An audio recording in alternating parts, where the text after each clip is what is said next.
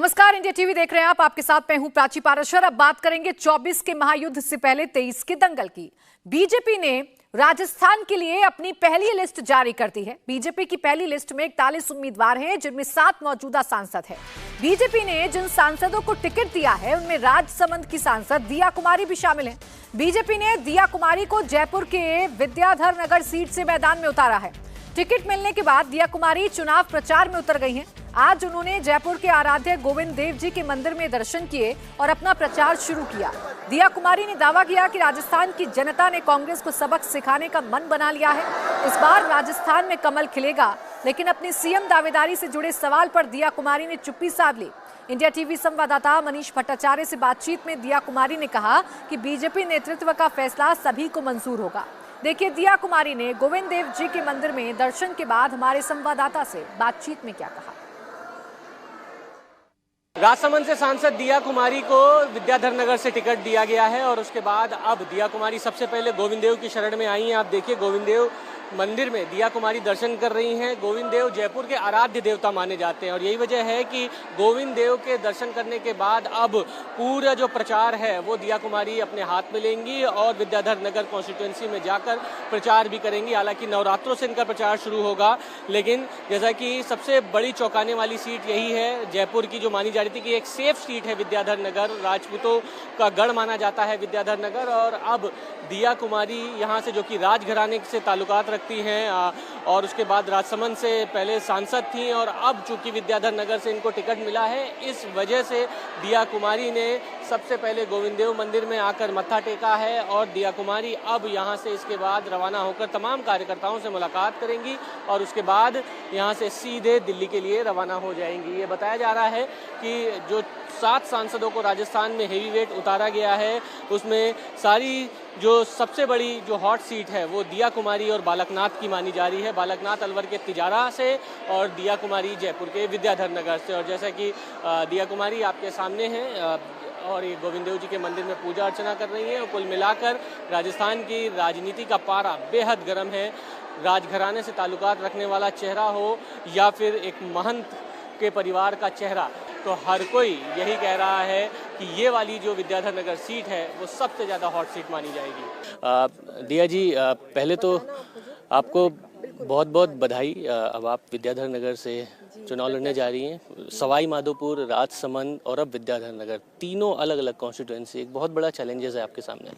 जी बिल्कुल, मुझे लगता है कोई भी चैलेंज बहुत बड़ा नहीं है और भारतीय जनता पार्टी के लिए तो मैं, जैसे सब कहते हैं सेफ सीट, मैं कहती हूँ सभी सीट सेफ है, क्योंकि जिस तरह से कांग्रेस ने कोई भी काम नहीं किया, जनता को बेवकूफ़ बनाया है, भ्रष्टाचार किया है, महिला अत्याचार इतना ज़्यादा बढ़ चुका है, लॉ एंड ऑर्डर ज़ीरो है राजस्थान में।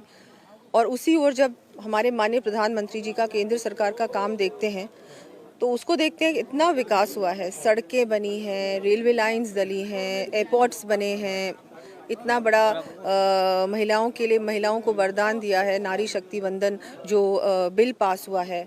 इसके अलावा भी धारा 370 हटाई है, राम मंदिर बनने जा रहा है। ये सब चीज़ें एक तरफ और एक तरफ इस कांग्रेस का काम। तो इसको तुलना करने के बाद जो राजस्थान की जनता है उसने मन बना लिया है कि इनको तो इस बार बिल्कुल ही हटाएंगे, इनके किसी विधायक को नहीं जिताने वाले हैं। गुस्सा है लोगों में इतना ज़्यादा। पहली लिस्ट में 7 सांसद, कुछ आप बताएंगी क्यों मध्य प्रदेश की तर्ज पर जो राजस्थान में समीकरण बनाने की कोशिश की है बीजेपी ने, इसकी वजह क्या है?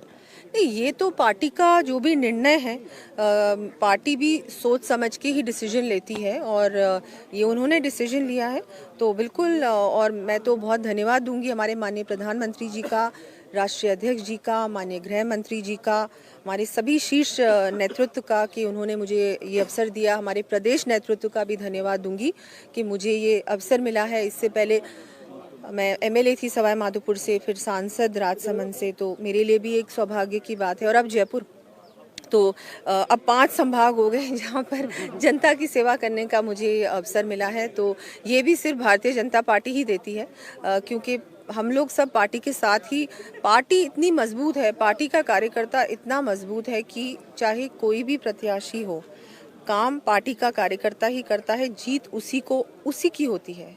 अगर पार्टी का हमारा कार्यकर्ता नहीं काम करता तो हम में से कोई नहीं जीत सकता। हाई वेटेड सांसद चुनावी मैदान में हैं और आपके लिए कहा जा रहा है कि प्रदेश के मुख्यमंत्री के चेहरे के तौर पर दिया कुमारी जी का एक प्रोजेक्शन बड़े लेवल पर हो रहा है। बोल गोविंदनी की ये सब ऐसी बातें हैं, मैं इन पे बिल्कुल भी ध्यान भी नहीं देती और ये सब स्पेक्यूलेशंस, रूमर्स बस ऐसी होती हैं, इन पे कोई ध्यान देने की आवश्यकता नहीं है।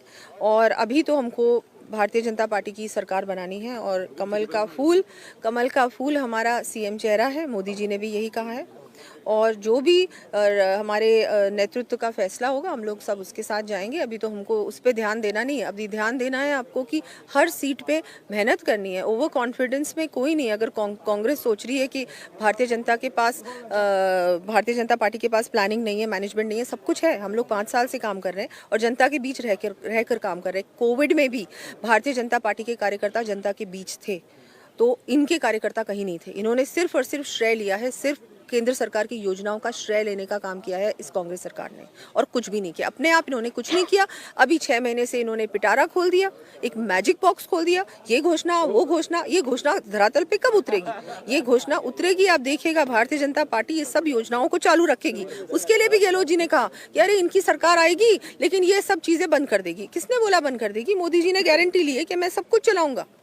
इनको कहना चाहूंगी मैं सब कुछ चलेगा, इससे अच्छा चलेगा उल्टा, और एक्चुअल में होगा काम। जो अभी है ना सिर्फ बातें हो रही हैं वो नहीं होंगी भारतीय जनता पार्टी के कार्यकाल में। और ये ऐसे भी नहीं हो, पहले भी जब हमारा कार्यकाल था बहुत अच्छे काम हुए थे। एक आखिरी सवाल, महिला अत्याचार और कानून व्यवस्था के खिलाफ लंबा चौड़ा प्रोटेस्ट हुआ है, आपने मुद्दा भी उठाया। इसके अलावा कौन से की पॉइंट्स है जो आपको लगता है कि आप फील्ड में जाएंगे और जनता के सामने मुद्दे रखने जरूरी हैं?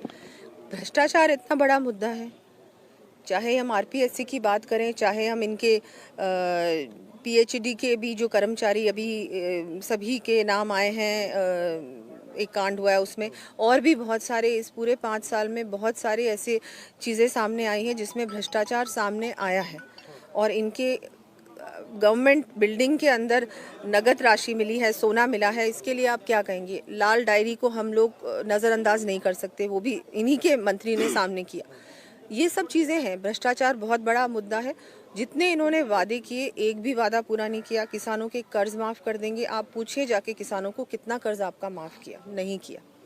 उसके बाद जो इन्होंने बिजली की बात की, बिजली भी आज बढ़ चढ़ के बिल आए हैं लोगों के, 3 गुना ज़्यादा बढ़ के बिल आए हैं लोगों के, उसमें भी इन्होंने झूठ बोला। अब फ़ोन्स बांट रहे हैं, कौन से फ़ोन्स बांट रहे हो? आप देखिएगा गाँव में 3 या 4 लेडीज़ को फ़ोन दिए हैं, वो भी सेकेंड हैंड फ़ोन दिए हैं।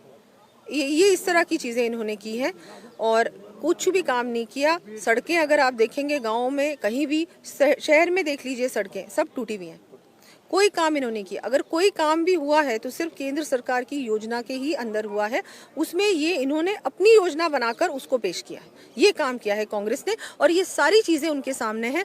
मैं राजसमंद से सांसद हूँ और वहाँ से मैं देख रही हूँ डीएमएफटी का पैसा हज़ारों करोड़ का आता है। वो सारा पैसा इन्हीं के जो एमएलएज हैं उनके हिसाब से लगता है वो, जबकि वो पैसा सभी कॉन्स्टिट्यूंसीज़ में बराबर जाना चाहिए, विकास में जाना चाहिए, वो उसमें नहीं जाता। इन्होंने अपने लोगों को खुश करने के लिए, इनके कॉन्ट्रैक्टर्स को, इनके लोगों को, इनके कार्यकर्ताओं को खुश करने के लिए बहुत सारी ऐसी गलत चीज़ें की हैं, गैर कानूनी चीज़ें की हैं। तो ये सारी चीज़ें तो सबको पता है।